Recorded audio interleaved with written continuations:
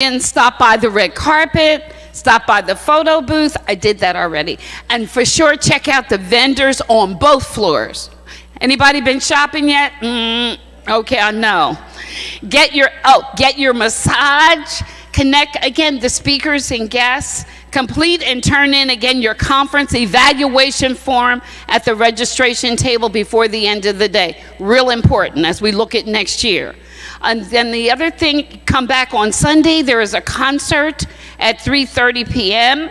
Adrian Lewis Freeman, gospel recording artist, and Nisi Tribbett is the worship leader. Now, I think that might be Ty Tribbett's mama.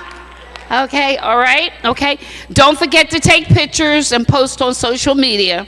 Use hashtag SheShinesConference 2021. And again, at some point, if you have your raffle tickets, I will be doing the raffle because I have not done it yet. But make sure you get it in so you can win. But having said all that, I am so excited about this panel. I mean, the guys are and aren't they handsome? Woo!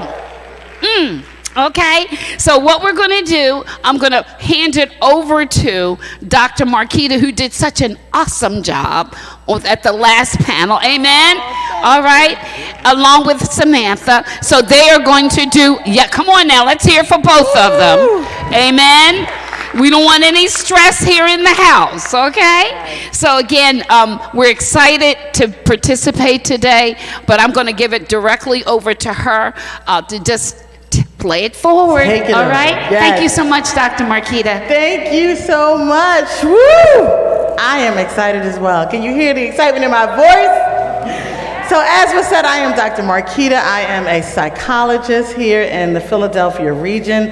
Have done lots and lots of work in the love and relationship space. And I can't wait to hear what the brothers have to say.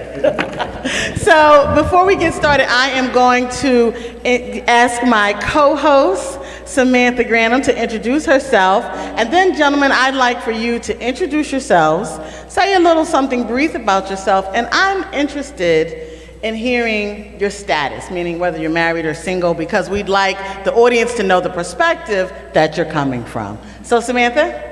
Thank you. I am so happy to be here. I hope everyone here is happy to be here and just enjoying the energy. I am Samantha Granum. I work for the Department of Behavioral Health and Intellectual Disability Services. I'm the Faith and Spiritual Affairs Analyst, and through my work, I have group discussions that people around the city like to hear and have, just to bring people like this together and just hear what the vital information that you have to offer. So thank you again for letting me share this place and platform with you, Dr. Marquita, and I'd like to pass it to Keith to introduce himself. Hi. My name is Keith Reed Jr. I am from Sharon Baptist Church. I'm the youth and young adult. Amen. Praise the Lord. We can applaud. We can clap for that. We can clap for that. I'm just so grateful, first of all, for Sister Maddox for even just having this platform and this sharing this energy and this information that's impacting the world and people that are involved in it. It just shows a lot about her and her character and her heart. And so I'm grateful to be a part of this and to share this platform with all these beautiful, smart, handsome people. And your status? Oh yeah, I'm single. All right, thank you.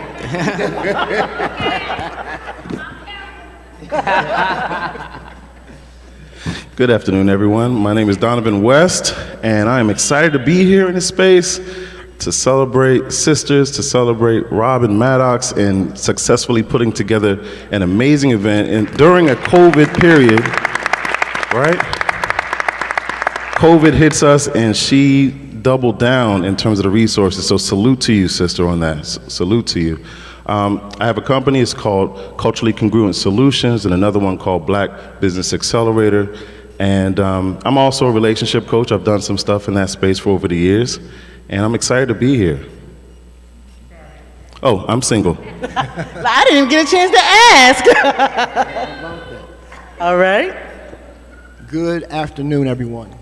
My name is Morgan E. Wilson Jr. I like I won at least. Morgan, are you single? No, I am happily, lovely married. Yeah! I am a married black man to a wonderful, wonderful wife, Dr. R.G. Allen Wilson. And we are co-laborers in a business. Well, she has a practice. She's a marriage and family therapist called Faith Connects, Family and Individual Therapeutic Healing. We also have a entertainment, media, and education part of the business called Connections Matter, LLC. And we recently launched a nonprofit called Mental Health First Connects, which will be more about that. So I do all of the business administration. I do a little bit of everything. I do all the sales and marketing and so forth. But major kudos to Robin again. Robin, just put your hands together for her. I'll share the story. I remember Robin first started having conversations some years ago about this whole celebrating sisterhood and what does that mean, and we participated in one of her early events on Broad Street. I remember that, and Robin and I have had many conversations about this, so I'm just so happy to see the growth of this. This is phenomenal. I want it to grow even more. I mean, not that we don't like this church, but I want it to be in a larger facility doing the great work, so I'm speaking it into existence. Yes. For real, for real. Yes. So major shout outs to you. But I'm just here to give my voice on what it's like to be married to a boss lady and how I love her. All right. Hey everybody, my name is Jeremiah Chase. Thank you, Al Robin, for allowing me to be here. I ain't seen Al Robin since I was like 10 years old. It's been like so many years. But thank you for inviting me here. I am happily married. Bang, bang, bang, bang, bang, bang, bang. So, you know, me and my wife, we celebrated 1 year this past October. Yeah, I'm 29 years old. And one thing about me is I started a ministry in 2018 called Sex Can Wait a While. Me and my wife, we were virgins before we got married. We're 8 years apart. I was 28 and a virgin. She was 36 and a virgin. So we teach from virginity to promiscuity and singleness to marriage. And I'm looking forward to today. All right. Well, good afternoon, everybody. My name is Gilbert Coleman, and I have been ministering. Thank you so very much, madam. Okay, but I prefer to, I don't always do the titles and so forth, but Gilbert Coleman, and I've been blessed by God to minister in the city of Philadelphia and actually across this nation, around the world for about 37 years now. I have a ministry called Transforming the Minds of Men, which I've been doing for at least the last 28, 29 years, which is specifically to teach men male life skills and also to teach about the fact that we need to see men come back to their God-given role in the family and society and also in the church. And so I am absolutely privileged and honored to be here, to be a part of this panel. Thank you, Robin, for allowing me to be a part. This is my spiritual daughter, and I'm so thankful to the Lord for her and for the great work that she's doing. I am happily married to my permanent girlfriend. That's my permanent girlfriend. She's here today, in fact, over there with that beautiful outfit on. Amen.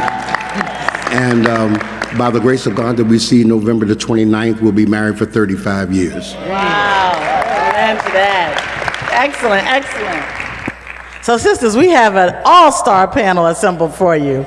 And I'm going to get right into it. So this session is called She's Love, the Heart of a Man, His Perspective on Love, and How He Loves a Woman. So what I did to make sure that we were very, very well prepared is I surveyed the sisters. And I mean, I surveyed. I'm a member of many, many organizations, and I just put some questions out in the world, and we got more questions that we could answer today, this week, and this month. So we have some questions.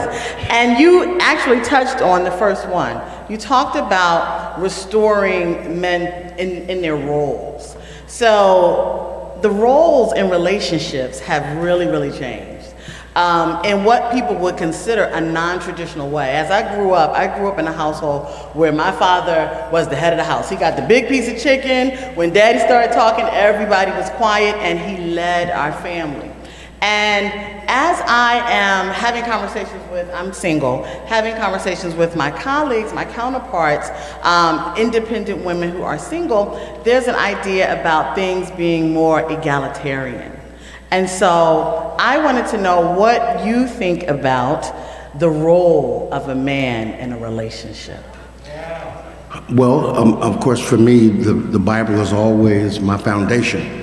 And so from the very beginning, the Lord, before he ever gave the man a wife, he gave him work. That was number one. Then he gave him a wife, and then he had to teach that man accountability. And so when it says that it was not good for the man to be alone or all one, what the Lord was saying is that he needed another individual that would assist this man in fulfilling what it is that God gave him to do on the planet.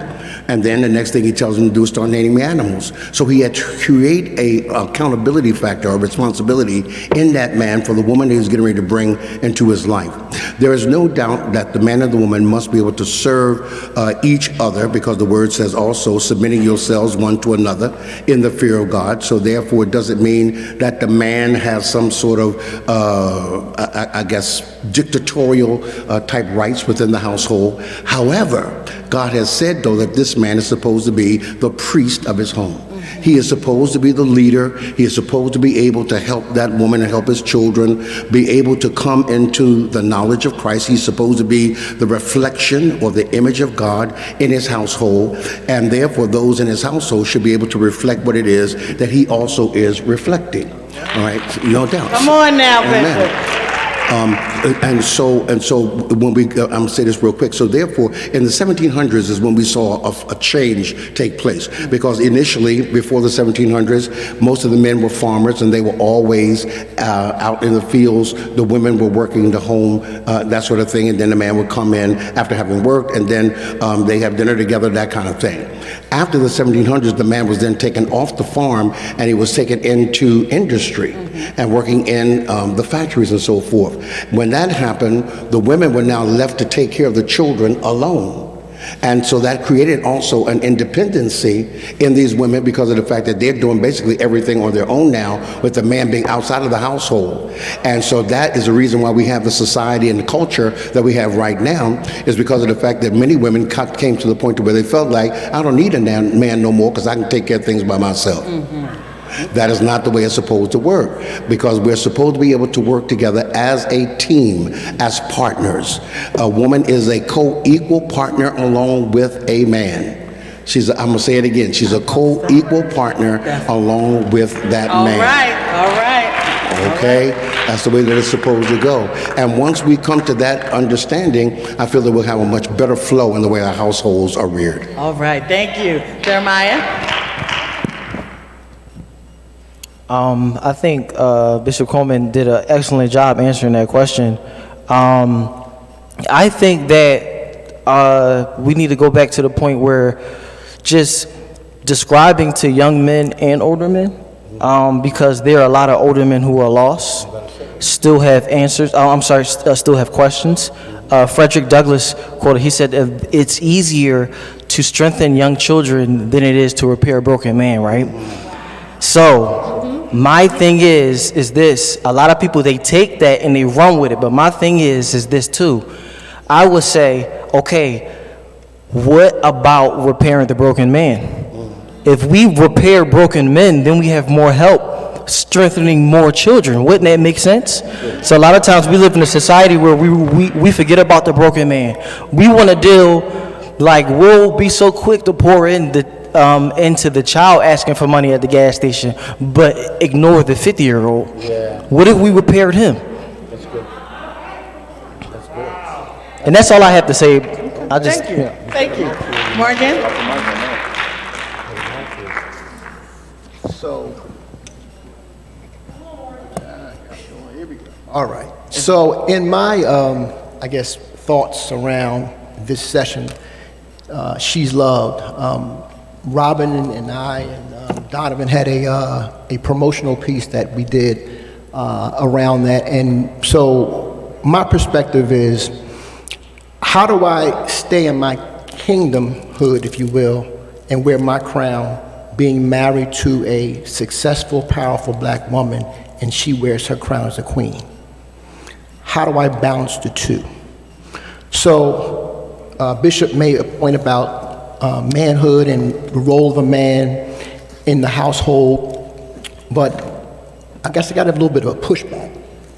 And my pushback is, that genie is out of the bottle. so many millions of women, black women, are more educated than black men.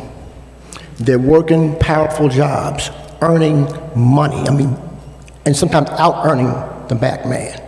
So some of the challenges that we see in our practice is the fight in many families. So what do you do to a woman that out-earns you? How do you deal with that if you're a brother in that scenario? Can you be a traditionalist? Is that something that's real? So I can talk more about, balancing that out and how Archie and I do it, but I'll give you this. I have an unapologetically pious opinion when it comes to relationships and successful relationships. And what I mean by that is a successful relationship, in my opinion, well, there's 3 pillars for me. There's EI, there's EC, and there's PI. That's emotional intelligence, okay? That's effective communication, and then there's purpose intentionality. That's how I function in my marriage and my relationship. Not the marriage, and my relationship with my wife.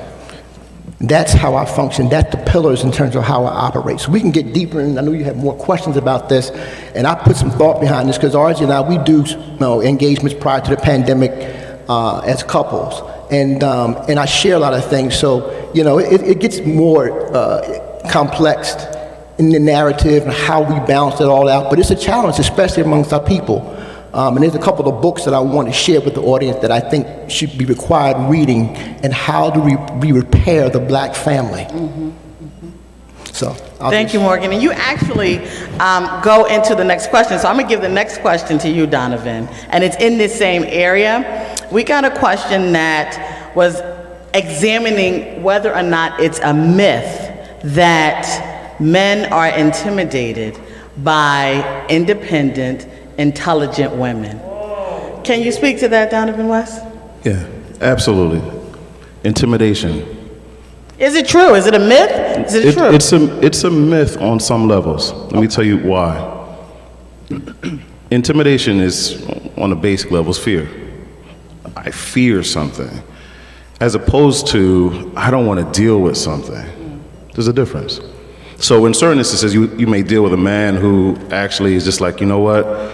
I fear that I will not be able to have the voice that Bishop Coleman talks about in the household, the role that these gentlemen have just now talked about, right? So I fear that as a result of that, I'm going to have to take a lesser role, and I know this is not going to work for me, right? So there's a fear of that, and in anticipation of that, then that's not going to work.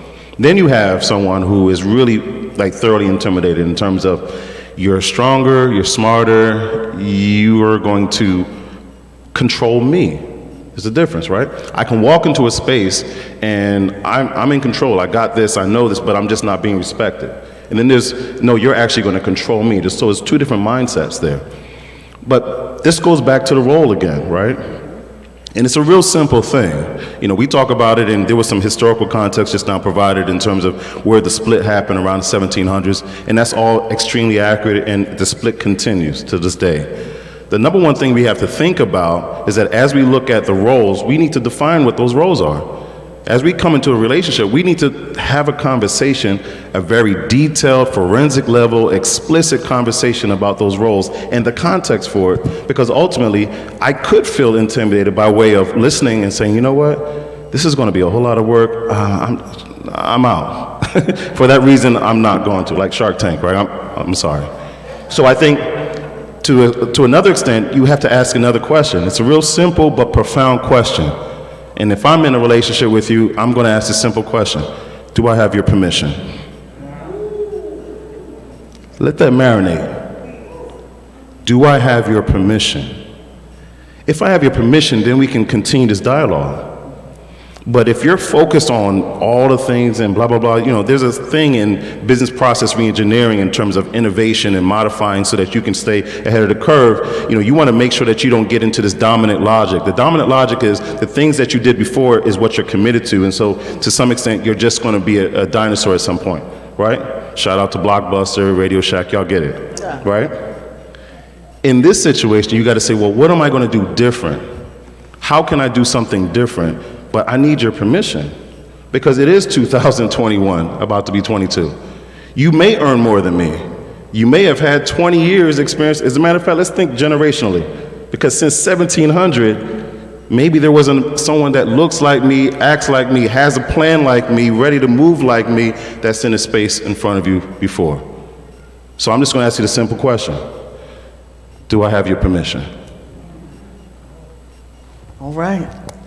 Keith? Does he have your permission? That part, right?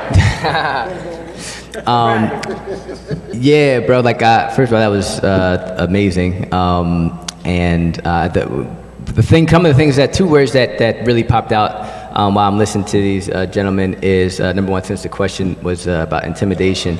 But I think when you were talking about it, is like one of the things that popped in my mind was perspective of what intimidation is. I think that, is it a myth? Like you said, yes and no. To some, it is a myth. To others, just like, nah, I'm actually intimidated by how strong and powerful and smart you are than me. But I think that there are some times where, as men, if not all the time, if we find ourselves intimidated, we have to, I guess, have a different perspective and turn that into inspiration. And if that is so, like, wait a minute, oh, you actually are smarter than me in this area, or you are greater than me in this area. Let's not be intimidated by that. Let's turn, if we're a team, let's turn that into inspiration, because now it turns from fear back into love now. I think that as men, we probably just need to, if we find ourselves intimidated, bro, let's just take a step back and just analyze what exactly was going on, and turn that fear back into love. I just want to add one little point to that also, by the way. When we talk about the family structure, when you have a headstrong mother that raised you as a man, right, as a boy to a man, and then you come into contact with another woman that has some similar attributes, right? So what you may find in a certain situation is that, and you know this already all day, that we tend to seek people that we first had a relationship with. But it doesn't necessarily ensure a level of maturity in the process, right? It actually goes right back to that moment. So our first relationship was with mom, right? And so you may step into that space, I'm strong black woman, hear me roar, and then you come into contact with this guy and he's great, but then there was something that triggered. And then now that same kind of relationship, right, that it now becomes inappropriate, because now it becomes a form of spousification. It's you with a boy. He's now your son because of that being triggered. And that's due to, again, the breakdown in the black family. We're going to put a pin in that, because that actually is the next question, but I know Samantha has something that she wants to say. No, I was just going to say, excellent answers. The panel, it's just wonderful. And I forgot to give my status, happily married. But I was going to go into, because Morgan mentioned, he has a boss wife, and I wanted to see how do you manage your expectation in order to allow your wife to have the freedom to pursue her gifts and her passions? Great question. I wanted to just kind of piggyback a little bit off this fear piece. The great struggles and frailty of the human condition is fear. And a lot of us push back and fight in relationships off of the fear-based situation. Donovan mentioned it about control. What am I losing? So in order to get around that, you have to think about, well, what am I trying to gain? If you're trying to gain something, well, you're trying to move forward to a higher level. Part of it is vulnerability. And if you're vulnerable, then you open yourself up to hurt, pain, I call the B's, busted, battered, and bruised in your relationship. So vulnerability to me, in a lot of cases, really is the underpinnings of struggles in relationships and what works and what may not work. But getting to your question about being married to a boss lady, well, part of it is, for me, getting back to those three pillars. What's my intention in a relationship with a boss lady if she's out earning me? So let me just bring it right home directly to me. So when we first got together, I out earned her. Life happened, I lost my corporate job. Now she's out earning me. And I had to revamp my life. But does that mean that she should lose respect for me? No. When she's operating in her greatness and what she's doing, for me, coming home, there's a difference. There needs to be a transition to how she's thinking. Now, am I man enough to understand that? Donovan mentioned some things about, Reed Jr. mentioned some things about, who's better at certain things. I have to understand and get out of my male ego. So the reality is, if she's better with the money, let her take care of the money. If I'm better with, cooking, which I love to do, it's my therapy, that's what I do, guess what? I'm gonna do that. It doesn't lessen my manhood. And see, it's a lot of cats get caught up in all this machismo thing. Listen, there's masculine energy and there's feminine energy. I want my wife, when she comes home, to stay in the feminine energy. Even though she may have masculine energy and she's slaying out there and doing her thing, I'm slaying out there doing my thing as well. Now, in our situation, we are co-laborers in our business. But when she gets off from having those clinical experiences all day long, and she opens that door, because everything is virtual for us at this point, and comes out of there, and I've been doing my thing, guess what? She has to make a pivot. Because one of the things we established very early on was my manhood. I wasn't going to lose that. And if that was ever compromised, then that relationship was going to absolutely not work for me. So what I would challenge a lot of women is that, listen, if you have a struggle in your relationship, in your marriage, and you slaying, I'm talking in terms of really bringing home the bacon, I'm just challenging you and just asking you to be introspective, understand, are you operating in your feminine energy, or are you operating your masculine energy as you did from that 9 to 5? That's a question that you really need to make sure you check and ask yourself when you get home. That is so excellent. I want you to say a little bit more about that, because these are the conversations that women are having. There's that saying, the things that increase you in your workplace will decrease you in your home environment. And so I really want you to, not just you, Morgan, but the panel, to say more about that feminine energy and staying there, and how, if it is important. Well, it's huge for me. It's about love, it's about it's about, am I turned on, am I being served, am I serving my wife? These things are important, and you know the 5 love languages, which what is your partner's love language? Are you operating in that, So, in an argument, for example, if a woman's given and coming at a man from a masculine position, that's what she's going to get back. She's going to get back that masculine energy right back. And then you can't cry, well, I want to be in this womanhood. You got to understand how you're communicating. So when I say effective communication, it's important. How are you speaking to me? What's your tone? What's your intentionality in the conversation? I know it's important because, I know when an argument gets heated, you run off emotion and you run off adrenaline and you're saying hurtful things. I have a saying, am I helping the harm or healing the hurt?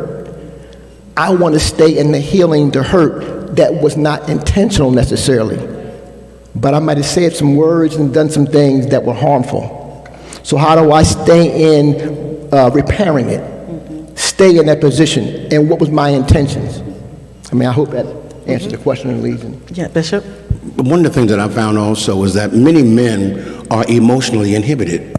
There's a lot of men that don't. What are they? I say emotionally inhibited. Emotionally inhibited. All right, I just want to make sure I heard that. I got this hair, and I wasn't sure I heard that. Okay. But it's true. A lot of men are emotionally inhibited because of the fact that they don't like expressing their deepest emotions. They don't like expressing pain. We don't express pain well to women in particular because of the fact that we don't want to seem emasculated. We don't want to present ourselves as an individual who cannot be this macho man that we may have tried to give off as our persona at any given time in a relationship. And so now, here is this woman who's strong, and she's looking for this man to be strong, but he doesn't have it to give.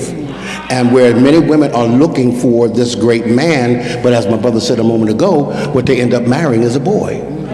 They marry a boy because of the fact that he's never taught to be a man, and because he's never been taught to be a man, he doesn't know how to do that. And so now, even when this woman is looking for someone to communicate with on a deeper level, she can't because of the fact that the man doesn't have it to offer. And so we have to take that into consideration as well. I agree, and let me just dig a little deeper on that, just a little bit. You know, he's a boy, you're a woman, and the reason why is because women have been taught how to nurture a boy, not a man. So let's go deeper. When I come home, I need to take off my armor. I need to open up. I need to let it all down. I need to take it off. I need to, if it's tears, if it's fear, if it's frustration, if it's anger, if I'm walking around and people are crossing the street, the cops just stop me. I go into the workplace, they coming at me this way, that kind of way. I go into this other space, you know, my own brothers are looking at me some kind of way. There's nowhere for me to rest.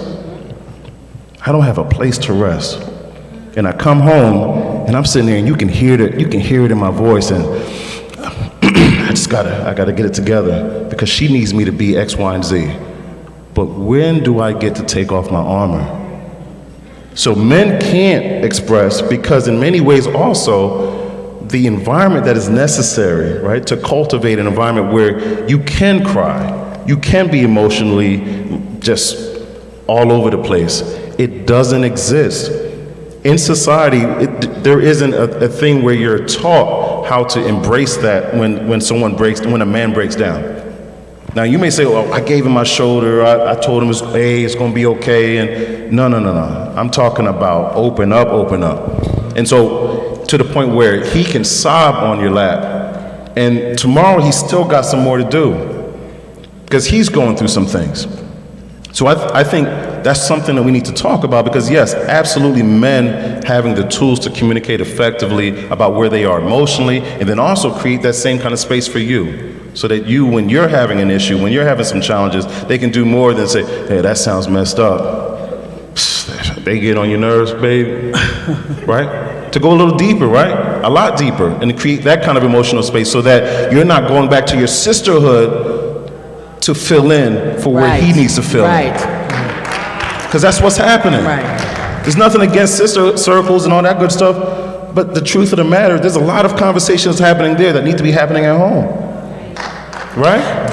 And so pushing that a little bit further, and Morgan, you can jump in on this, I don't imagine that I could ask any woman here in this audience the question of whether or not they would want to be able to create the environment. So when your man comes home with this armor on, that it's a place where he feels like he can lay it down and the two of you can connect in a meaningful way. So for the audience and all of the women who have asked me these questions, what is it that you would say to her? How can we as women help you to feel safer and more vulnerable in relationships? Key word you said was safer, because I find for a lot of men, it's a safety issue, it's a trust issue, it's a vulnerability issue.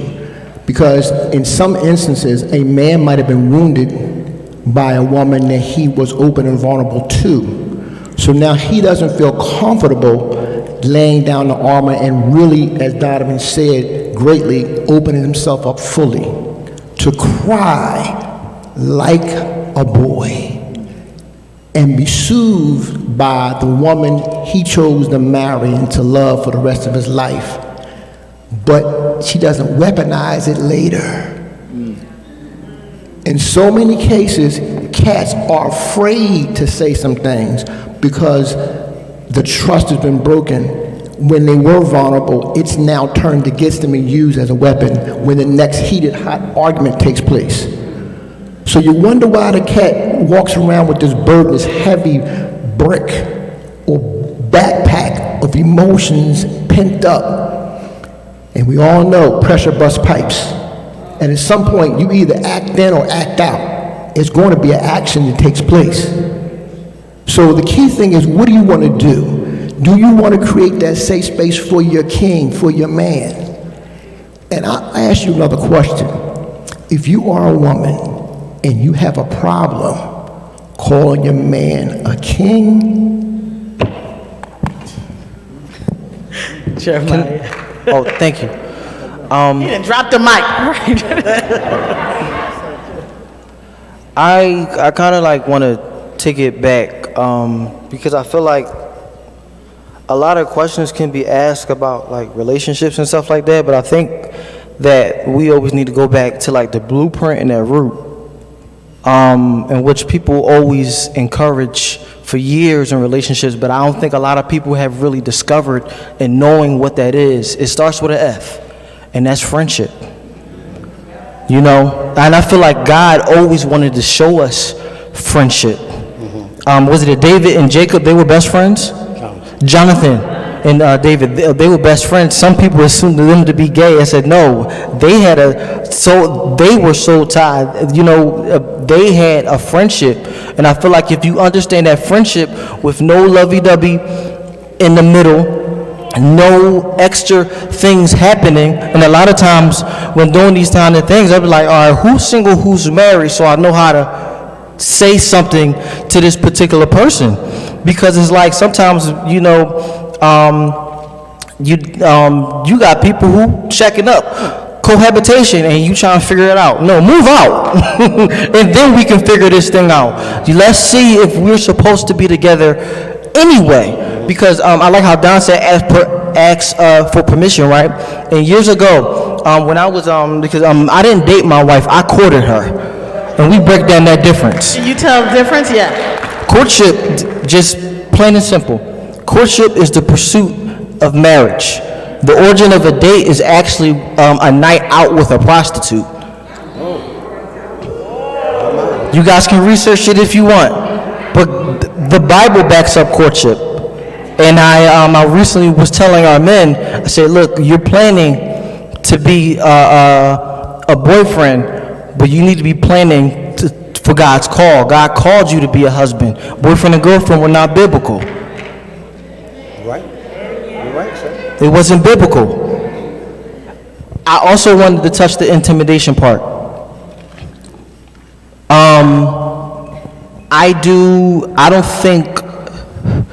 I'm gonna keep it a beam. I don't think that is a myth that men are intimidated by women, because men have even came to me and told me that. So I can't say you're lying, you're not intimidated. You're intimidated for a reason. But I do want to think about the manipulator, the dude that's hoeing, and the dude that got a lot of girls to pimp. They not intimidated. So what kind of energy do you have for the world that's allowing you to have so many women around, and it's just so easy? It's just so easy. And I'm like, okay. I remember one of my homies, I was in the 4th grade. He said, yo, I don't know why, man. This girl, she out of my league. And I told him, I said, no girl's out of your league. I said, no, yeah, 4th grade. I was dropping gems that young. You know, and I was like, yo, if you put it in your mind that a woman is out your league, then it's gone. If you believe in your mind that you can't do it, it's gone. That's it, right? But I want people to understand is that, all right, cool, we need the encouragement of why, okay, if you're intimidated by a woman, there's other things that you're intimidated by. So what's the root issue? Good. You know, forget that.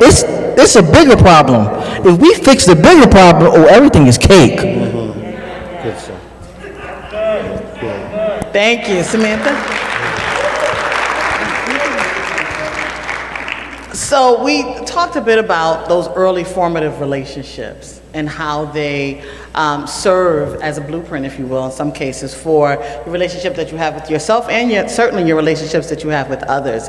And it seems that we're constantly talking about the daughter-father relationship and a father and a mother-son relationship. And so I'm wondering, what would you say to a man who is trying to have a healthy relationship, whether they are single and courting or they're married, but those earlier relationships are sort of, you know, like a monster in the background looming and interfering with some of the ability to have this effective communication and to be vulnerable. And even if the woman is trying her best, there's work that the man has to do. Yeah. What do you say to that man? No, you just answered the question, by the way, because you're such a genius. But, you know, bottom line, you got to do the work. you have to do the work. And doing the work means being intentional. Sometimes people think that, well, it's been a while since I was in a relationship, you know, so now I'm ready to get into a relationship. No, you look under the hood and you still very much, it might as well be one day, right? There's no difference if you haven't been intentional about the work. And the work is actually doing a couple of things. Number one, you got to take some introspection. You got to take inventory of some of your behavior. Number two, after that, you got to now think about what are the steps, what are the adjustments I need to make. A lot of it starts with your mindset, your faith. You know, we've been talking about roles and responsibilities all day. And one of the key things is and we've been talking about relationships. Well, that relationship with God, what was God's first relationship? Jeremiah talked about it, right, in terms of friendship, right? In friendship, you have transparency. So that's one aspect of it. But the other part is when you're praying, God is what? Listening. So we need to listen more. You need to listen more. Listening, by the way, is the number one form of love. Nobody talks about it that way, though. It's the number one form of love. To listen to someone means that you're surrendering your own thoughts and your own initiatives, right, to actually serve someone because they have something to share that you don't know. That's love. So listening first. And then, of course, as it being a form of love, the next step, of course, is to protect in some kind of way. So the way that you do that, the way that you protect the space is you put stuff into the space. You set the tone. What that means is that if I want to have true transparency, I can start off, right, again, being intentional in terms of how transparent I'm being. Does that make sense? Does that make sense? You guys got a voice, right? I have to be intentional. So I'm doing a call and response just now. Why? Because I'm asking you to participate. I also want you to know you have a voice. And the third thing is I want you to know I'm listening. I just did that just now, right? I put it into the space. So that's what we have to do. We have to do the work. We have to take the inventory. We have to heal. And heal means that we have to forgive ourselves. We have to forgive others that have also trespassed against us. Y'all get it, right? We have to do those things. But then last but not least, we have to have the courage to go back out there. Because a lot of times after we take the inventory, we're like, oh my God, look at all this baggage I got. And then we say, see, that's why I'm not going to be out here being my authentic self. I'm going to keep the representative out. As opposed to that, no, you took inventory. The healing becomes the forgiveness of yourself, forgiveness of others, and then now the courage to go back out there and be that transparent person, intentional about creating the space that you need to participate in. And Mark, if I can offer this also. In my own experience, as I was growing up, it was seemingly always encouraged to have a squad, if you will. That we were not really taught love because of the fact that it was always about seeing how many girls or how many honeys you could have on your hip and how many numbers you had and that sort of thing. And as we would talk, all the old heads encouraged that because say, "Oh man, you running them, boy," you know. And so it was something that seemed to be that was accepted in our culture, in our society. And because it was accepted, we carried that right on up until finally we met that one we said was the one that finally was going to be the woman that we were going to marry. But prior to that, we have been very promiscuous coming into any relationship. And what we forget is that the Bible also says that when we lay down with an individual, it's not just you and that individual that lays down, it's you, that individual, and God all lay down together. And so then we stand at the altar on wedding day and we say, I'm giving my all to you, but in actuality, that's not. Because what we're doing is that we actually offering the person what's left. We're offering them what's left. We're offering them the piece of us that finally we're going to now give to this individual, you know, and praise God for the grace of God, because if it were not for the grace of God, then of course our relationship would be very tainted. But for the most part, that's the reason why a lot of men have been the way that they are, and even sometimes getting married and still being promiscuous because that's what they've been taught. Okay, and so without a doubt, I agree with my brothers, there's got to be a mind shift. The word of the Lord says so. Be transformed by the renewing of our minds. And so until there's more teaching that is done along this line to teach men how to be intentional, to teach men how to be vulnerable, to teach men how to open up and to express themselves and to actually bring all of them home, because there are some men, and I've had guys tell me this, they'll pull up to their home, and before they go inside, they'll sit outside in the driveway and decide on who's coming in the house. Yeah, seriously. They will sit in the driveway, and they'll sit there and make up their mind as to who's coming in the house when they get there. Okay, and so these are some of the things that we need to absolutely address if we're going to be able to see the tone and tenor and complexion of our households change. Keith, was there something that you had? Yeah, like it's just incredible, and the word that just keeps on just coming back over and over again in this conversation is the word intention. I believe that when it comes to people in general, even just men, when it comes to being in relationships with women, it's unfortunate, but we all have different intentions. And I believe that whatever intention that we put forward with, if we're going to quote unquote date and not have an intention of being with this person, we're only going to get just that. If we don't have an intention to move forward and to build with somebody, we're only going to get the booty call. You know what I'm saying? But at the same time, I think whatever intention that we put out there is the result that we're going to get.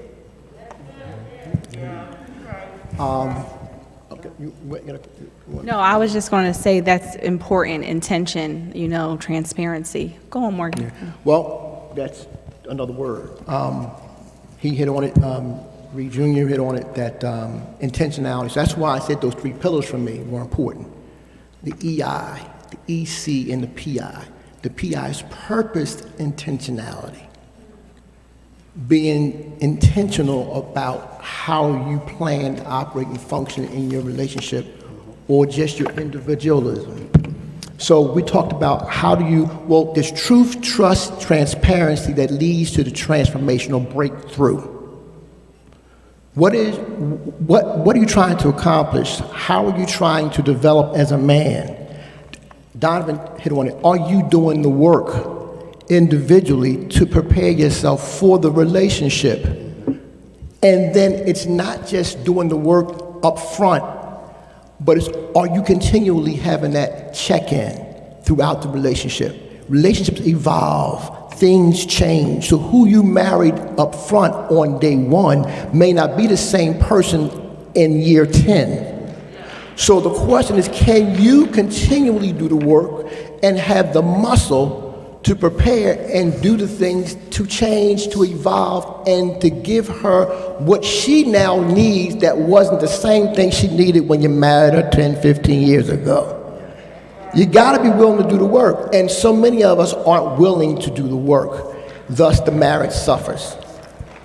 Truth, trust, and transparency leads to transformation. I hope y'all got those notes, because I got mine. I mean, that was good. That was good. What I also like is the fact that those are the tools, because ultimately we're going to change in some way, shape, or form, just like you said.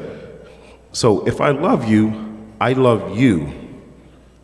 I don't love perhaps that new thing that you got into now, that new hobby, right? You're into that new, you changed your hair. Okay, I love you still, right? I love you. And what I also love is I love the evolution of you, right? I'm gonna say it again. I love the evolution of you. That's an agreement as well, right? That's an agreement as well. Amen, right? So I think if we stay focused on that, then okay, so what are the tools I need in order to do that? And that's it. Everything else is just extra. Whatever you're gonna look like next week, next month, whatever you're gonna go through, that's fine. Stay the course in terms of it's the same recipe to address the change itself. There is so much depth to these It can go all day. Every time somebody says something, I have another idea or another question that's emerging. And Bishop and I are down here having a side conversation, but I'm getting the 5-minute, 2-minute, 4-minute wrap up. So I know you had a question to ask, and then Samantha, you'll give us the last question, unfortunately. You had something to say, Jim? Yeah. Just real quick, like 2 years ago, it was a young lady from Oklahoma. She was in the military, so she called me and she was like, Jeremiah, I'm in a relationship with this guy. We had sex and stuff like that. So I'm just trying to figure out. She wanted me to help her, give her relationship advice. And a lot of times, Bishop, when people call me and ask me about this guy or this girl, God will always ask me. He was like, well, ask them about their relationship with me, right? So forget the dude, forget the girl. Talk. What is the relationship looking like with me? So I say, oh, sis, all right, cool. Let's put the dude to the side. Granted, we didn't even get to the dude. Because I was like, well, what's up with you and God? She got quiet. Then I asked her, I said, all right, so you have, she has 3 to 4 kids, 27. At this age, the same age as I am. And I said, sis, I said, what's up with your relationship with your children? Because you're saying that you've been married before. You have 3 kids, and now you with some other dude, and you're, you know, and y'all talking about engagement and stuff like that, and you want advice. And she just got quiet. I said, sis, God needs your attention. Do we want to talk about being intentional? Where are you intentional now before I do? Because God will not give you a red flag before you say I do. Like at the altar, he won't say, oh, yeah, that's not the one. No, he been told you. He told you when the person said hi. A year ago. You knew. So many people come and tell me, they say, Jeremiah, you know, look, I ignored all the flags. And I did what I wanted to do. No, let God. A lot of times when we allow God to come and do these relationships and stuff like that, it's unfamiliar because we're not used to God doing it. We don't know what it's like. So it may be new. You may be scared and stuff like that, but let God have the keys. So just don't be like that young lady. And then, you know, the crazy thing is, 2 months later, she married the dude. And it was in my spirit like, dang, that's why I should be charging people for consultation. This is good. Thank you all for your perspectives. Just to the last question, because again, we're running short on time. We can be here for days. But what is the single most important advice you as a man can give a woman on how love is shown in a healthy relationship? Oh, I'll go first. Okay, fine. I It's the wrap thought up. It's the last This is the last question. This is the wrap up. how love is shown in a healthy relationship. I'm gonna go right back to listening. You know, I serve you, you serve me. I can't get your order if I'm not listening. You know, it's just like you come into my restaurant. If I just give you something, and I know my chef did his thing on this meal, but I wasn't listening, there's still a high chance that you're not gonna be happy. And love starts with listening. It starts with listening. So everything starts with you actually listening. I am different, you're different. What makes you uniquely you, I will find out if I surrender and listen. Thank you. What I want to leave you with. There's 2 things, love and like. We tend to over-index on the love. I submit to you and challenge you, do you like your spouse? Over-index on the like, because like is a choice. Like is deeper, because if you genuinely like this person, you'll tend not to hurt as much. Because sometimes you hurt people unintentionally, and you can do nothing about that. That's why I say, am I helping the harm or healing the hurt? Because I may hurt you unintentionally, and then once you share with me, hey, you hurt me, then do I course correct, do I pivot, and not get stuck on stupid, and operate in healing the harm that was caused? 3 books I'm reading right now that I want to share with you that can speak to women. There's a book by the author of Indra Nooyi, and she's a former chairman and CEO of PepsiCo. The book is called My Life in Full, Work, Family, and Our Future.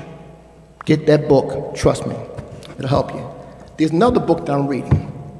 Brother Resma Menakem, My Grandmother's Hands. He talks about racialized trauma and white body trauma, and how that trauma is transferred over to us as a people, and how we're just mirroring what was done to us, and then the white folks who were colonials coming over to this country were mirroring what was done to them back over in Europe. It's deep, it's really deep. Get that book. And last but not least, there's a book by an author who's my wife, Courageous Conversations Connect, a pathway to reset your mindset with intentional thoughts from the inside out. This book is phenomenal, not just because she's my wife, but the reality is it's helped a lot of people. It's good? All right. But this book will help you. So I would just drop with those and just share with those. Get those books, please. I think they're great reading, and I think it will help to help you as you grow and become a better woman, if you will. And Morgan, I know a lot of people that are in relationships, married and otherwise, that love each other, but they don't like each other. That's and my COVID point. has showed that. That's my point. So is it love or the like? I like you more. I want to like you. Because when stuff gets deep, I want to feel comfortable that I'm not just hating you or there's some other stuff. Love sometimes be obligatory. Well, I got it because I'm married. I guess I got it. To me, and if I like you, I'm working hard. If I like you, those things are important. So, okay. And I'd like to just last parting remark. Ladies, a man needs affirmation. He really needs affirmation after he's been beat up by the world all day and striving, struggling, trying to do the very, very best he can in this life. The last thing he needs when he walks through the door is to hear a bunch of complaint, negativity, and not anything that is really affirming in any way. And so he absolutely needs to hear encouraging remarks from you. And not only to just look at the things that are not as remarkable as you would desire for them to be in the man, but to be able to always find those things that that you can compliment him on, as opposed to always finding the things that he doesn't do.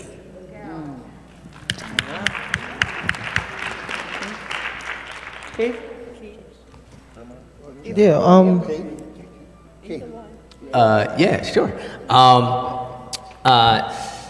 I think that one of the things that would help us men is having a space or being the person that that we can come to and not be ashamed of who we are.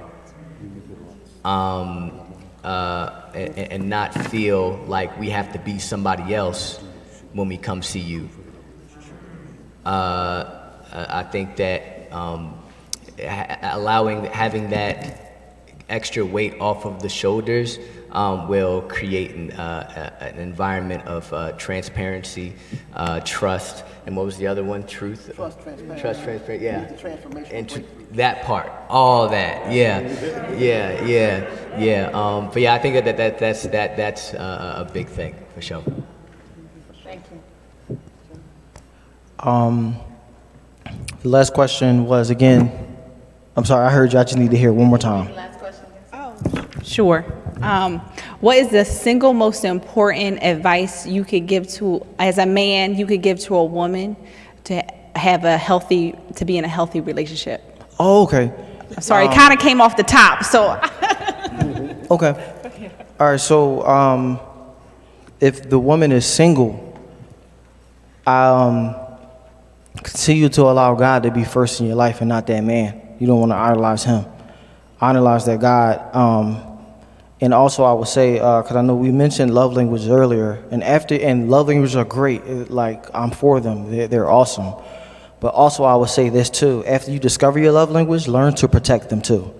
Because everybody up and down the street can know that your love language is gift giving, and everybody shouldn't know that.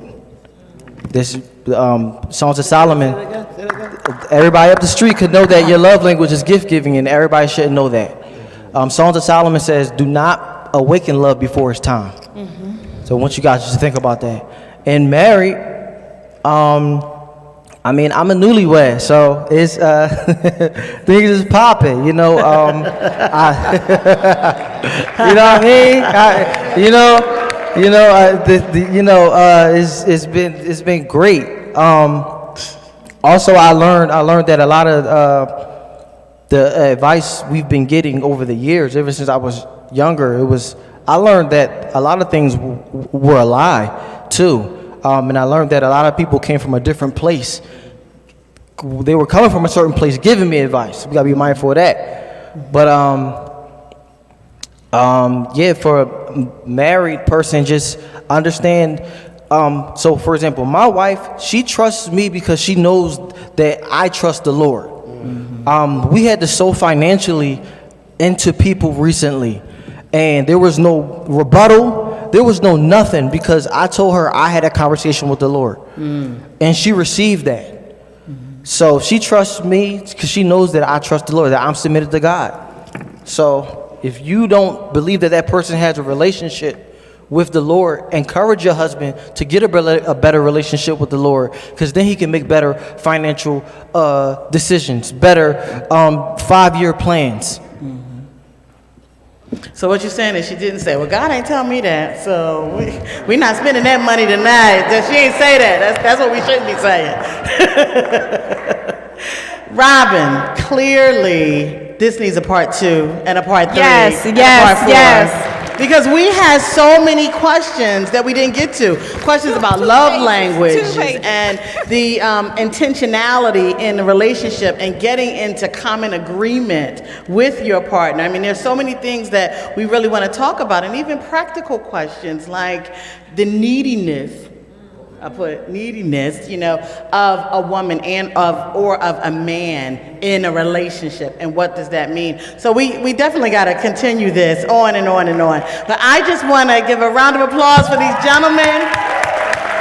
Thank you so much for getting to just a tip of the iceberg. Thank you for your honesty and your advice and your guidance and your vulnerability in this moment with us. I so appreciate you allowing me to share this stage and this moment with you, Samantha, as well. And